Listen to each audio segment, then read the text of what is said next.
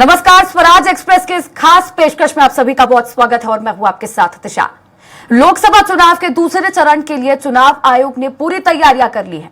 13 राज्यों की 88 सीटों पर कल मतदान होना है। कड़ी सुरक्षा के बीच पोलिंग पार्टियां रवाना हो रही है। कैसी है चुनाव की तैयारी और कैसी रहेगी इन सीटों पर चुनावी लड़ाई, इसी पर हम चर्चा करेंगे हमारे खास कार्यक्रम लोकतंत्र के महासमर में।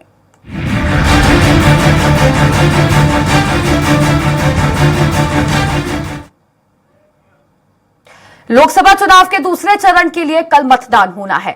इस चरण में 13 राज्यों और केंद्र शासित प्रदेशों की 88 लोकसभा सीटों के लिए वोट डाले जाएंगे। केरल की सभी 20 लोकसभा सीटों पर मतदान होगा। मणिपुर, राजस्थान और त्रिपुरा के लिए मतदान का दूसरा और अंतिम चरण भी होगा।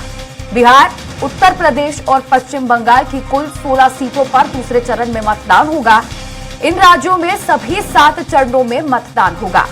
असम की 14, बिहार की 40 में से 5, छत्तीसगढ़ की 11 में से 3, मध्य प्रदेश की 29 में से 6, उत्तर प्रदेश की 80 में से 8, कर्नाटक की 28 में से 14, केरल की 20 राजस्थान की 25 में से 13, महाराष्ट्र की 48 में से 8, त्रिपुरा की 2 में से 1, पश्चिम बंगाल की 42 में से 3, जम्मू कश्मीर की 5 में से 1, मणिपुर में 2 निर्वाचन क्षेत्रों में से एक बाहरी मणिपुर सीट पर 2 बार मतदान होगा, जिसमें कुछ क्षेत्र पहले और कुछ दूसरे क्षेत्र में होंगे।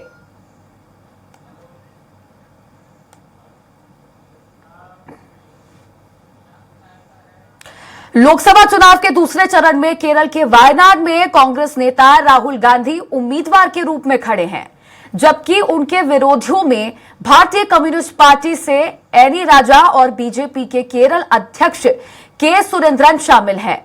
मौजूदा सांसद और कांग्रेस नेता शशि थरूर का तिरुवनंतपुरम सीट पर केंद्रीय राज्य मंत्री और बीजेपी उम्मीदवार राजीव चंद्रशेखर से मुकाबला है। वहीं उत्तर प्रदेश में हेमा मालिनी मथुरा से बीजेपी उम्मीदवार के रूप में हैट्रिक लगाने की तैयारी में है, जबकि मेरठ में भारतीय जनता पार्टी ने रामायण में श्री राम का चरित्र निभाने वाले अरुण गोविल को उम्मीदवार बनाया है। बिहार के पूर्णिया से पूर्व सांसद पप्पू यादव निर्दलीयता ठोक रहे हैं। छत्तीसगढ़ के राजनांदगांव में पूर्व मुख्यमंत्री भूपेश बघेल चुनावी मैदान में हैं। वहीं मध्य प्रदेश की खजुराहो सीट पर भारतीय जनता पार्टी प्रदेश अध्यक्ष वीडी शर्मा अपनी किस्मत आजमा रहे हैं।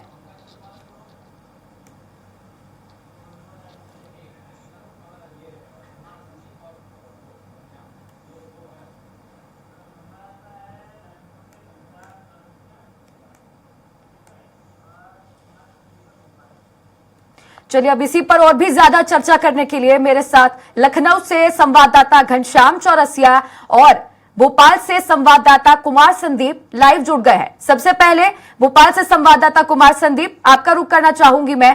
कल दूसरे चरण का मतदान है मध्य प्रदेश में, 6 सीटों पर मतदान होना है। फिलहाल सबसे पहले तो क्या अपडेट दे पाएंगे आप सुरक्षा व्यवस्था को लेकर और चुनावी तैयारियों को लेकर? जी बिल्कुल, देखिए जिस तरह से पहले चरण में वोटिंग प्रतिशत घटा है, उसको लेकर निर्वाचन आयोग की भी जो चिंताएं हैं वो जाहिर तौर पर सामने निकल कर आई थी। और निर्वाचन आयोग ने प्रथम चरण में जिस तरह वोट प्रतिशत घटा, उसके बाद दूसरे चरण के लिए पुख्ता तैयारियां की हैं। मत प्रतिशत बढ़ाने पर तो फोकस है ही तिशा, इसके अलावा सुरक्षा व्यवस्था के भी जो इंतजाम है वो भी चाक चौबंद है। मेन फोकस जो है वो मत प्रतिशत बढ़ाने को लेकर है और निर्वाचन आयोग ने इसको लेकर सभी कलेक्टर्स के साथ वीडियो कॉन्फ्रेंसिंग भी की है। और अब जबकि कल दूसरे चरण का मतदान होना है, ऐसे में जो 6 लोकसभा सीटें हैं उन पर पूरा का पूरा फोकस निर्वाचन आयोग का मत प्रतिशत बढ़ाने को लेकर है। आपसे कुछ देर बाद जो मुख्य निर्वाचन पदाधिकारी हैं यहाँ पर प्रेस कॉन्फ्रेंस भी करेंगे और क्या और जतन और किस तरह से मत प्रतिशत बढ़े, इस पर फोकस जो है वो निर्वाचन आयोग का है। इसके साथ ही जो 6 लोकसभा सीटें हैं उनमें जिनमें की खजुराहो जो की हॉट सीट है, बीजेपी प्रदेश अध्यक्ष वीडी शर्मा वहां से मैदान में है। साथ ही साथ इंडी गठबंधन के जो प्रत्याशी प्रत्याशी हैं आरबी प्रजापति, जो कि कांग्रेस समर्थित भी है और इंडिया गठबंधन के लिए कांग्रेस ने ये सीट छोड़ी थी, लेकिन कांग्रेस प्रत्याशी मीरा यादव का यहाँ से नॉमिनेशन फॉर्म रिजेक्ट हो गया था। इसके चलते कांग्रेस जो सपा का प्रत्याशी था वो तो वहां मौजूद नहीं था, लेकिन फॉरवर्ड ब्लॉक के प्रत्याशी जो है वो वहां पर कंटेस्ट कर रहे हैं और उनका मुकाबला जो है बीजेपी प्रदेश अध्यक्ष वीडी शर्मा से है। ऐसे में मुकाबला दिलचस्प है। हालांकि जो बिंद की अगर बात की जाए तो रीवा सतना में भी वोटिंग है, साथ ही नर्मदापुरम होशंगाबाद में भी कल वोटिंग होगी। साथ ही साथ बुंदेलखंड को भी दूसरा चरण छुएगा और यहाँ पर टीकमगढ़ से केंद्रीय मंत्री जो वीरेंद्र खटीक है वो वहां पर मैदान में है। और अब देखना है कि पहले चरण में जिस तरह से मत प्रतिशत गिरा उसके बाद चिंता होना स्वाभाविक है। लाजमी तौर पर राजनीतिक दलों के लिए भी टेढ़ी खीर साबित हो रहा है, चूंकि तापमान का पारा धीरे धीरे जो है वो उसने चाल पकड़ ली है और गर्मी के चलते जो है कई पुख्ता इंतजाम निर्वाचन आयोग ने किए हैं। चाहे बात की जाए मतदान केंद्र पर छांव की व्यवस्था की, पानी स्वच्छ पेयजल की, या फिर जो ROS का घोल होता है, या फिर जो भी गर्मी या लू से बचाव के इंतजाम होते हैं वो सभी जो है निर्वाचन आयोग ने की है। लेकिन सुबह वोटिंग का प्रतिशत तो ज्यादा होता है तिशा, लेकिन जैसे ही 12 से 1 बजे के बीच जो है मतदान केंद्रों पर कतारें जो है कम होना दिखाई देने लगती है और यही कारण है कि मत प्रतिशत धीरे धीरे घट रहा है। लेकिन अगर बात की जाए तो पूरी तरह से जो है कमर निर्वाचन आयोग ने कसी हुई है दूसरे चरण के लिए। तिशा जी बिल्कुल कुमार संदीप, चलिए ठीक है, एक बार फिर से चर्चा के लिए आपके पास वापस लौटूंगी। लखनऊ से हमारे संवाददाता घनश्याम चौरसिया भी मेरे साथ लाइव जुड़े हुए हैं। घनश्याम, कल यानी कि 26 अप्रैल को उत्तर प्रदेश की 8 सीटों पर मतदान होना है। जिस तरह से संवाददाता कुमार संदीप से अभी चर्चा चल रही थी कि किस तरह से इस बार मतदान प्रतिशत घटा है, उत्तर प्रदेश में भी यही पैटर्न देखने को मिला, मतदान प्रतिशत काफी घटा है और ऐसा कहा जाता है कि सत्ता में काबिज जो पार्टी है कहीं ना कहीं उसके लिए ये नुकसान की बात होती है। तो कल दूसरे चरण का मतदान होना है, क्या तैयारियां की गई हैं इसके मद्देनजर? सीटों पे मतदान होना है उत्तर प्रदेश में, जिसमें अगर राजनीतिक समीकरण की बात करें तो 8 सीटों में 7 सीटें भारतीय जनता पार्टी के खाते में, एक बसपा के खाते में।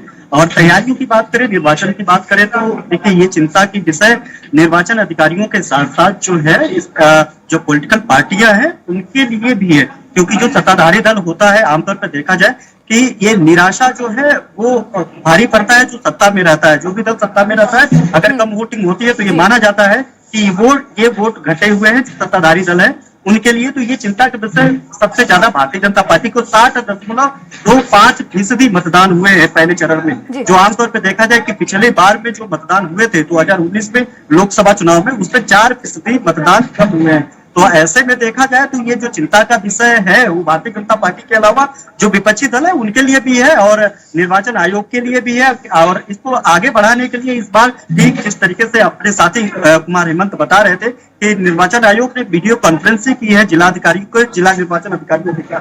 और कमोबेश उत्तर प्रदेश में भी जहाँ पे जिन 8 सीटों पे मतदान होने हैं उन 8 सीटों को लेकर के भी बैठकें यहाँ पर भी हुई है। इसको लेकर के किस तरीके से पुख्ता इंतजाम किया जाए, सिक्योरिटी व्यवस्था किस तरीके से किया जाए और कहाँ पे व्यवस्थाएं पहले चरण में दूसरे चरण में अव्यवस्थाएं रही हैं उसको कम किया जाए। ईवीएम को लेकर के भी पहले चरण में कई जगह पे उत्तर प्रदेश में देखने के लिए मिला। पहले जो 8 सीटों में पहले चरण पे मतदान हो रहा था ईवीएम कई जगह ऐसे रहे जहाँ पे खराब हो गए और वहां पे शुरू करने में लगभग 2-2.5 घंटे से भी ज्यादा वक्त लगा। तो ऐसे में वहां पे इस तरीके की जो दुर्व्यवस्था है उसको व्यवस्थित कैसे किया जाए ये भी चुनौती निर्वाचन आयोग के सामने है। अभी कुछ ही देर बाद निर्वाचन आयुक्त रेडावा जो है कुछ ही देर बाद प्रेस कॉन्फ्रेंस करके सारे मामलों के लिए साफ तौर पे साफ करेंगे कि किस तरीके से व्यवस्था की गई है और क्या कुछ जो कमियां है वो कमियां को पूरी की जा रही है। लेकिन अभी हाल ही में कुछ देर पहले जो है उन्होंने एक प्रेस रिलीज जारी किया है निर्वाचन आयोग के द्वारा। उस प्रेस रिलीज में उन्होंने बताया है कि जो भी अव्यवस्थाएं थी पिछली बार उस अव्यवस्थाओं को खत्म कर लिया गया है और पिछली बार भी जितनी जल्दी सटीक सूचना के आधार पे सटीक से सटीक व्यवस्था पूरा करके उसको ठीक करने का प्रयास किया गया। उससे भी त्वरित व्यवस्था इस बार किया जाएगा। 8 सीटें हैं और इन 8 सीटों पे जो है इमरजेंसी में हेलीकॉप्टर तक की व्यवस्था की गई है कि किसी भी तरीके की अगर कोई समस्या आती है तो हेलीकॉप्टर से यहाँ पे राज्य मुख्यालय से लेकर के वहाँ पे जो ऑटो सीटें हैं जहाँ जहाँ पे वोटिंग होगी वहाँ पे पहुंचने के लिए वहाँ पे हेलीपैड की व्यवस्था की गई है, पीने का पानी की व्यवस्था की गई है। लू काफी ज्यादा है और मौसम विभाग ने अलर्ट भी जारी किया है कि लू का काफी ज्यादा समस्या बना रहेगा कल भी। तो ऐसे में अगर कल देखा जाए मेरी आवाज शायद गई है, प्लीज फिर से जोड़ दे मेरा संपर्क। चलिए ठीक है घनश्याम, वापस लौटूंगी मैं आपके पास। जावा से संवाददाता पंकज मिश्रा भी हमारे साथ लाइव जुड़ गए हैं। क्या अपडेट आप जावा से दे पाएंगे? कल यानी कि 26 अप्रैल को दूसरे चरण का मतदान होना है और गर्मी जो है एक बड़ी चुनौती है चुनाव आयोग के लिए, लोगों के लिए भी। जिस तरह से देखा गया गर्मी एक मुख्य कारण था। दोपहर होते होते मतदान करने के लिए लोग अपने घरों से बाहर नहीं निकल रहे थे। तो पहले चरण के बाद क्या अब चुनाव आयोग ने इसको मद्देनजर रखते हुए कोई अन्य तैयारियां, कोई व्यवस्था की है? प्रशासन ने पानी की व्यवस्था किया हुआ है, टेंट लगवाए हुए हैं और लोगों को बैठने की व्यवस्था है, सुरक्षा व्यवस्था तंदुरुस्त है और वोट डालने के लिए कटवार से छाया की व्यवस्था किया गया है।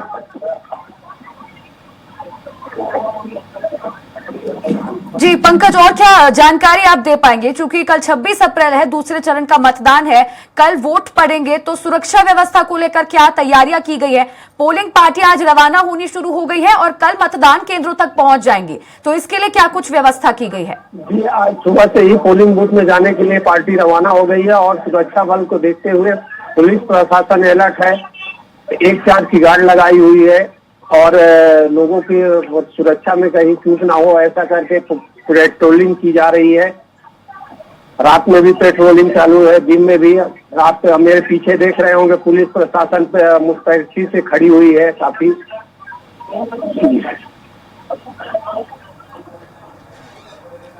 चलिए ठीक है पंकज, एक बार फिर से लौटूंगी मैं आपके पास। भोपाल से कुमार संदीप, आपका रुक करना चाहूंगी एक बार फिर से। मध्य प्रदेश में 6 लोकसभा सीटों पर कल मतदान होना है। इसमें से सबसे इंटरेस्टिंग सीट जो बनी हुई है वो फिलहाल खजुराहो है, क्योंकि यहां पर मुकाबला पहले हो सकता था प्रदेश अध्यक्ष वीडी शर्मा और जो गठबंधन के तहत प्रत्याशी उतारा गया था उनके बीच, लेकिन सपा के प्रत्याशी मीरा यादव का फॉर्म निरस्त हो गया, जिसके बाद अब मुकाबला जो है बेहद आसान हो गया है। वीडी शर्मा के बाद वॉकओवर जैसी स्थिति बन गई है भारतीय जनता पार्टी के लिए। जी बिल्कुल, देखिए खजुराहो एक ऐसी लोकसभा सीट है जो कि पहले भी बीजेपी का परंपरागत गढ़ रही है। 3 जिले इसके तहत आते हैं, कटनी की बात की जाए, पन्ना की और छतरपुर की। खजुराहो लोकसभा जो है इन 3 जिलों के बीच फैली हुई है। इसके पहले भी वीडी शर्मा वहां से परचम लहराए थे 2019 के चुनाव में, लेकिन इस बार लड़ाई इस बात की नहीं थी तिशा की जो है कि कौन सा प्रत्याशी सामने होगा, कांग्रेस का होगा, इंडी गठबंधन का होगा। कुल मिलाकर वहां पर बीजेपी की कोशिश यह है कि थी पहले की वहां पर चलिए ठीक है कुमार संदीप, एक बार फिर से चर्चा को आपके साथ आगे बढ़ाऊंगी। लखनऊ से हमारे साथ संवाददाता जुड़े हुए घनश्याम, सुरक्षा व्यवस्था को लेकर तमाम जानकारी आपने दे दी है, किस तरह से पोलिंग पार्टियां रवाना हो रही हैं और कल मतदान केंद्रों तक पहुंचेंगी। अब लोकसभा सीटें 8 सीटें हैं जिन पर कल मतदान होना है। कई हॉट सीटें हैं क्योंकि दिग्गज नेता उतरे हुए हैं यहां पर। अगर मथुरा लोकसभा सीट की बात कर ले तो हेमा मालिनी को तीसरी बार टिकट दिया है, बावजूद इसके कि वहां पर कई स्थानीय मुद्दों के चलते स्थानीय संगठन में नाराजगी थी, लोगों में नाराजगी थी। इसके बावजूद रिस्क लेके भारतीय जनता पार्टी ने एक बार फिर टिकट दिया। बिल्कुल, अगर वहां की बात करें तो हेमा मालिनी तीसरी बार ताल ठोकते हुए दिखाई दे रही है। तमाम उनके इंटरेस्ट सामने है, जिसमें इस विरोध को लेकर के उन्होंने कहा कि विपक्षी दलों की एक साजिश है। तमाम ऐसे लोग हैं जो विपक्षी दलों से भारतीय जनता पार्टी में आए हुए हैं और वो लोग इस तरीके की अफवाह फैला रहे हैं। और इस बार भी जनता बनाएगी, इस बार भी जनता हमें सांसद बनाएगी, क्योंकि उन्हें प्रधानमंत्री मुद्दे को फिर से प्रधानमंत्री तीसरी कार्यकाल के लिए बनाना है। तमाम तरीके के इस तरीके से बयान उन्होंने दिया है। और मुकेश धनगर को जो है इंडी गठबंधन है, मुकेश धनगर को समाजवादी पार्टी के जरिए वहां से, माफ करिएगा, कांग्रेस की सीट से धनगर को वहां से टिकट दिया है इंडी गठबंधन ने। वो चुनौती देते हुए दिखाई देंगे।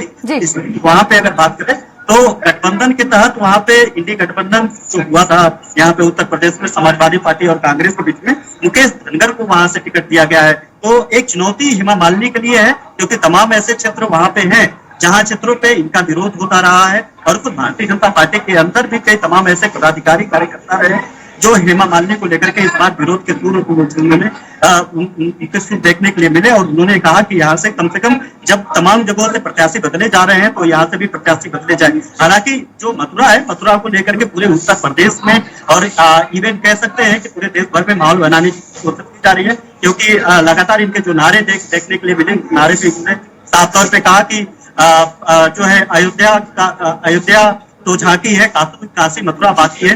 तो ऐसे में जिस तरीके से काशी को लेकर के लगातार वहां पे दर्शन पूजन हुआ, वहां पे कोर्ट के आदेश के बाद वहां पे पूजा अर्चना शुरू की गई ब्याज तय खाने में, उसका भी मैसेज कन्वे किया गया।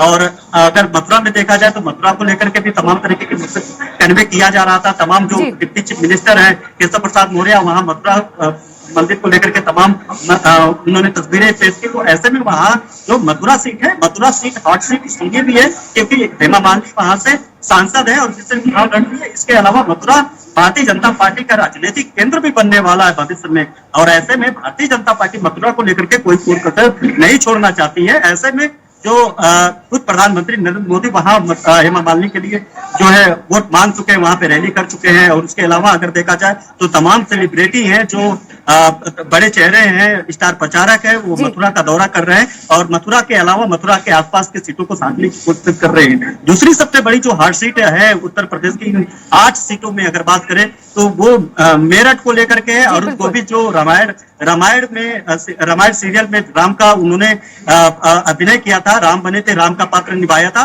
वो वहां पे जो है चुनाव लड़ रहे हैं। सीमा वर्मा जो है समाजवादी पार्टी की तरफ से चुनाव लड़ रही है। इसके पहले भानु प्रताप सिंह को टिकट दिया था माफ करिएगा समाजवादी पार्टी ने, लेकिन उनका एक बयान वायरल हो गया। एक बयान उनका वायरल हुआ कि मंदिर के लिए उन्होंने कहा कि मंदिर की क्या जरूरत है। जब रिपोर्टर ने सवाल पूछा कि तो फिर मस्जिद की क्या जरूरत है, तो उन्होंने कहा कि वो तो मुसलमानों का संवैधानिक हक है, इसलिए वो जो चाहे वो करें, वो इबादत करना उनका हक है। तो रिपोर्टर ने कहा कि तो फिर मंदिर भी तो उनका इबादत का हक रखता है। तो उन्होंने कहा नहीं, ये गलत बात है। ये बयान उनका जो है वायरल हुआ। घनश्याम जुड़ने के लिए और तमाम जानकारी साझा करने के लिए। कुमार संदीप, आपका रुख करना चाहूंगी मैं। अब 6 लोकसभा सीटों पर कल वोटिंग होनी है। हम खजुराहो लोकसभा सीट की बात कर रहे थे। यहां पर प्रदेश अध्यक्ष वीडी शर्मा चुनावी मैदान में है और मुकाबला एक तरफा ही लग रहा है, क्योंकि सपा से समाजवादी पार्टी से पर्चा निरस्त होने के बाद बीजेपी के लिए वॉकओवर जैसी स्थिति। ये बिल्कुल देखिए, बीजेपी की यही कोशिश थी तिशा के खजुराहो लोकसभा जो है वो निर्विरोध रूप से बीजेपी के खाते में जाए। हालांकि ऐसा हो ना सका और जो बीजेपी की पूरी रणनीति जो थी वो इस लोकसभा क्षेत्र को निर्विरोध जो है अपने खाते में लाने की थी। इसी रणनीति के तहत कहा जा रहा है कि कांग्रेस प्रत्याशी जो सपा प्रत्याशी था उसका जो नॉमिनेशन फॉर्म था वो भी इसी रणनीति के तहत निरस्त हुआ है। लेकिन आरबी प्रजापति जो कि पूर्व आईएएस है वो फॉरवर्ड ब्लॉक की तरफ से मैदान में डटे रहे अंतिम समय तक, जिसके चलते अब जो है खजुराहो लोकसभा सीट पर कल मतदान होगा। मतदान के पहले ही जो है पूरी तरह से बीजेपी का फोकस जो है अब जीत का अंतर को लेकर है कि कितनी बड़ी जीत जो है खजुराहो लोकसभा सीट पर दर्ज की जाए, इस बात की होड़ वहां पर लगी हुई है। मुकाबला एक तरफा तो है ही, साथ ही साथ वहां पर जीत कितनी बड़ी हो इसको लेकर जो है फोकस अब बीजेपी कर रही है। तिशा, चलिए ठीक है कुमार संदीप, एक बार फिर से चर्चा के लिए लौटूंगी मैं आपके साथ। अब रायपुर से हमारे संवाददाता हेमंत शर्मा भी लाइव जुड़ गए हैं। हेमंत, कल छत्तीसगढ़ में 11 लोकसभा सीटों में से 3 लोकसभा सीटों पर वोट पड़ने हैं और यहां पर कांकेर लोकसभा सीट जो है ये सबसे महत्वपूर्ण है, क्योंकि नक्सलवाद क्षेत्र यहां पर है, अति संवेदनशील क्षेत्र कुछ यहां पर मौजूद है। तो इसको लेकर क्या कुछ तैयारियां की गई है निर्वाचन आयोग द्वारा?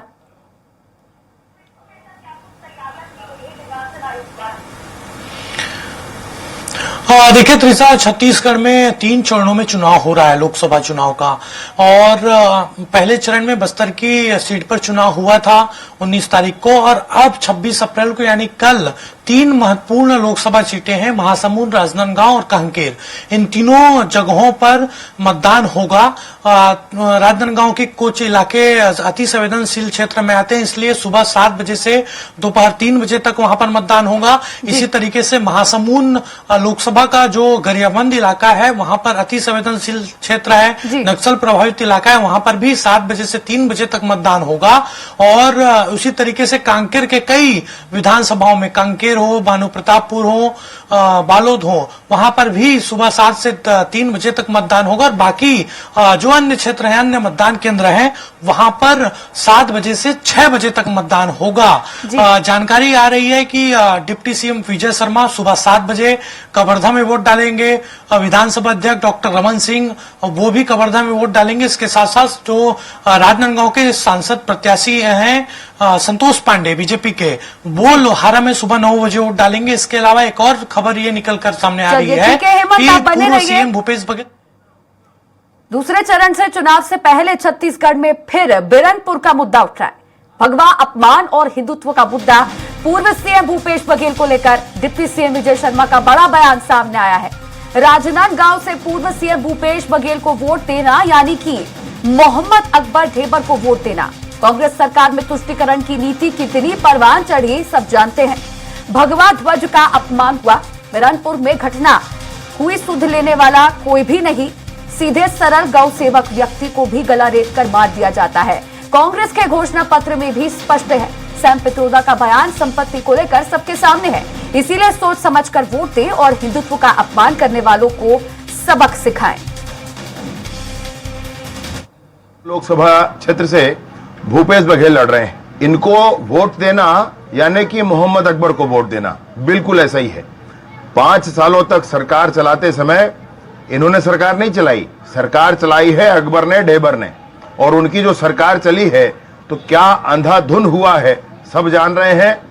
किस तरह से तुष्टीकरण की कांग्रेस की नीति परवान चढ़ी थी सब जानते हैं। कवर्धा में भगवा ध्वज के संदर्भ में जो विवाद हुआ था, भगवा ध्वज का अपमान हुआ था, उसकी सुध लेने वाला कोई नहीं था। बीरनपुर में जो घटना हुई थी उसकी सुध लेने वाला कोई नहीं था। चलिए ठीक है, अब इसी पर और भी ज्यादा चर्चा करने के लिए मेरे साथ संवाददाता हेमंत शर्मा लाइव जुड़े हुए हैं। हेमंत, अभी हमने ये बयान सुना डिप्टी सीएम विजय शर्मा का। कल दूसरे चरण का मतदान है और राजनांदगांव से भूपेश बघेल खड़े हुए हैं कांग्रेस की तरफ से। यहां पर अब पूर्व मुख्यमंत्री भूपेश बघेल पर निशाना साधते हुए नजर आए कई मुद्दों को लेकर, और सबसे अहम मुद्दा बिरनपुर हत्याकांड। क्या लगता है कांग्रेस के लिए सबके बीच कितनी बड़ी चुनौती?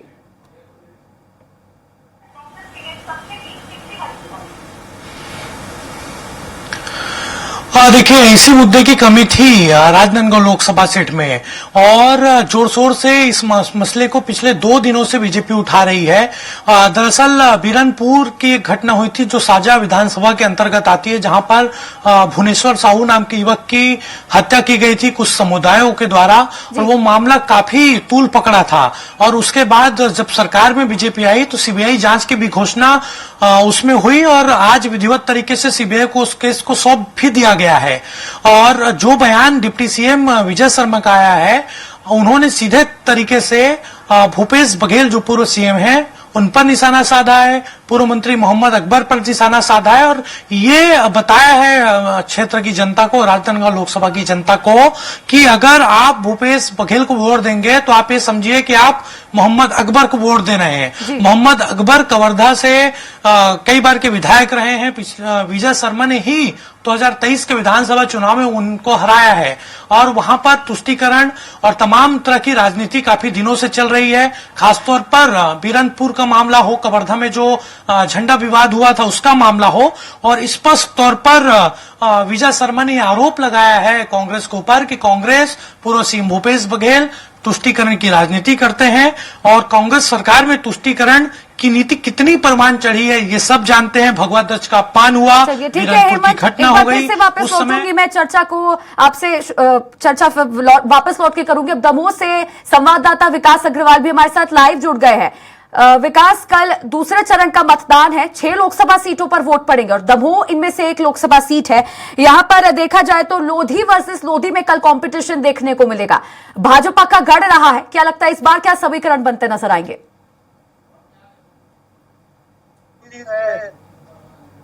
पार्टी में लगातार लोधी समाज को, क्योंकि लोधी मतदाता ज्यादा होने के कारण लोधी मतदाता प्रत्याशी यहाँ से रखा गया है। और इस बार भी भाजपा और कांग्रेस दोनों पार्टियों के द्वारा लोधी प्रत्याशी घोषित किया गया है।